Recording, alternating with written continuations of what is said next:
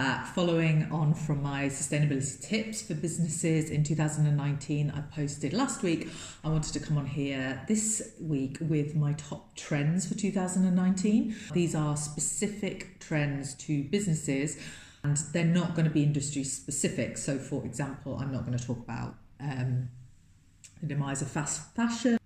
So Pinterest has just released its 100 top trends at the moment. And to become a trend on Pinterest, it has to be a really high up search term that has been searched consistently for about 6 months. Really brilliantly, sustainability is popping up in each Pinterest topic. So you're seeing sustainability in travel, in health, in fashion. I've also been reading a couple of the big environmental consultancy consortiums trends for 2019, their predictions. But I've also got some of my own in there, and that's because I like to think I'm on the zeitgeist. I spent some time in audience insights and development in the BBC, and through my work in sustainability, I've popped into what I think we're going to see in business, in sustainability within business in the UK this year. Number one, there was a big issue with trust across social media and news in 2018, and alongside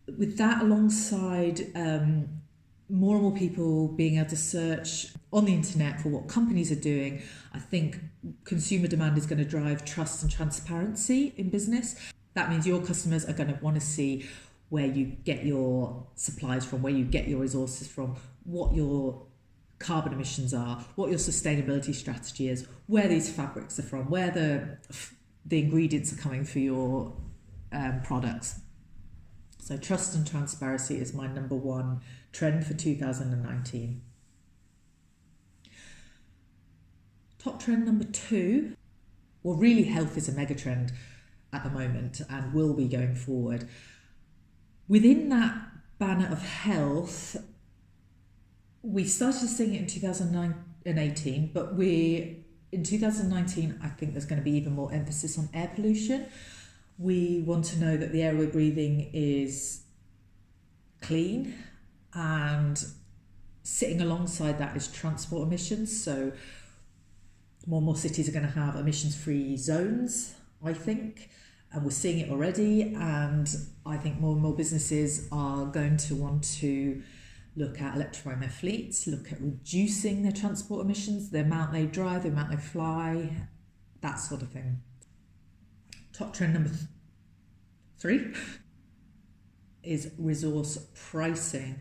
So you may have heard of our 3-planet living. At the moment we're consuming resources at such a rate, it's like we've got 3 planets. Obviously we only have one, so our supplies of vital materials are running out. We're seeing water shortages, we're seeing even the metals that need to go into new storage batteries for renewable energies, they're limited. So with the limited supply, we're only going to see prices rise. I think this is going to push the circular economy ideas even further. So we're going to see resource prices rising, and with that we're going to see circular economy really hitting its stride in 2019. That means designing out waste where possible. It also means extending the lifespan of your products if possible, and we're seeing it already with the servitization of products. So can your product be made into a service? Do you just provide light bulbs, or is it light that you produce? Do you provide washing machines for life, including the reprocessing and repair side of things? We're seeing it with Uber and Airbnb. Top trend number 4. Don't really know what to call this, but let's say a less corporate feeling.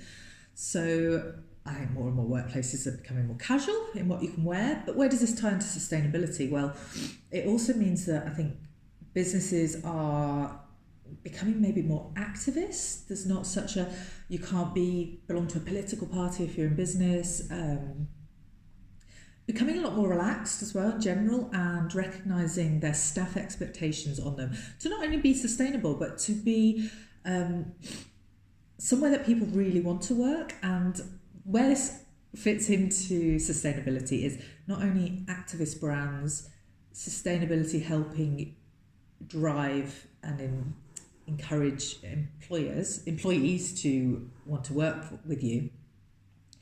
But also it's about valuing your human capital, which is vitally important. A business won't work without humans, without communication, without our knowledge.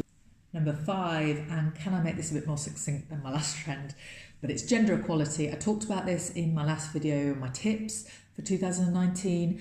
Me Too was kicked off actually in 2017, but the Me Too movement's now driving a renewed emphasis on pay differentiation between men and women, and not just that, but how work is and places of business are set up to maybe encourage male traits over female traits, and we're going to see much more reporting on gender pay, I think, but also a shake-up of business culture and workplace environment and things like recruitment, and looking at how those can be more helpful to women and set up more easily for women. I hope, anyway. Finally, my big trend for 2019 in sustainability within business is reporting on the SDGs, the Sustainable Development Goals. So we've seen more and more reporting on carbon emissions over the last 5-10 years, and since 2015, when the SDGs were brought out by the UN, we're seeing slow uptake of reporting across the sustainability spectrum, and I think 2019 is going to be the year where businesses really look at what they're doing on and around the Sustainability Development Goals.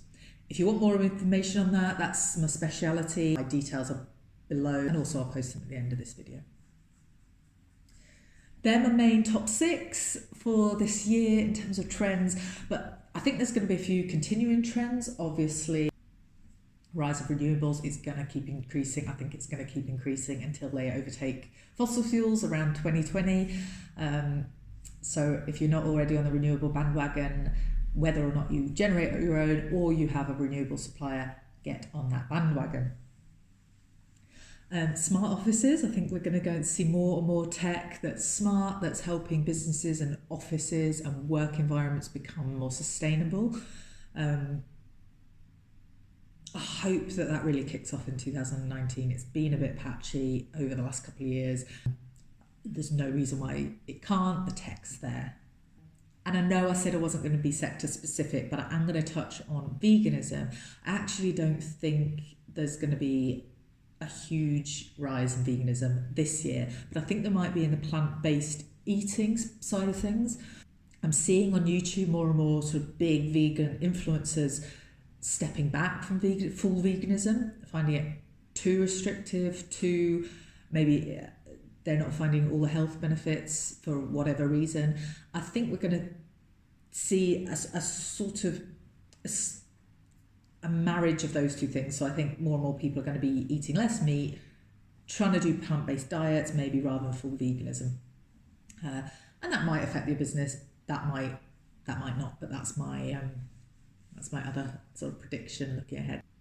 I hope this is helpful. Please subscribe to my channel. I'm just growing it, and I'd love to know that these videos are reaching more people. My contact details will be coming up at the end of the video. Please do get in touch if you've got any questions on any of these trends, or indeed you'd like to know more about how your business can be sustainable. And please watch out next Wednesday for my video on finance and sustainability. Thanks, have a great week. Bye.